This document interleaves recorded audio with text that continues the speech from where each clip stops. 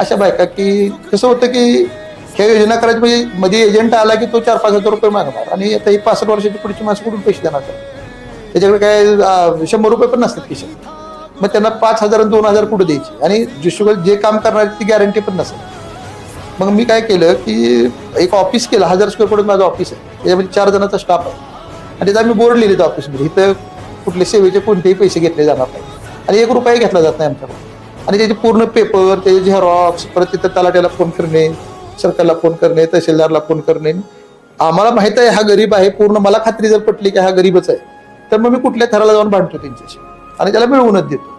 मग त्याच्यामुळे काय व्हायला लागलं की जी गावातली जी माणसं आहेत किंवा खेड्यापाड्यातली पण येतात आता माझ्याकडे, त्या सगळ्यांची पेन्शनची कामं मी आणि जेवढी केली ती 100% पूर्ण केली. असं नाही की तिथे 2 जण झालेच नाही, 1 जण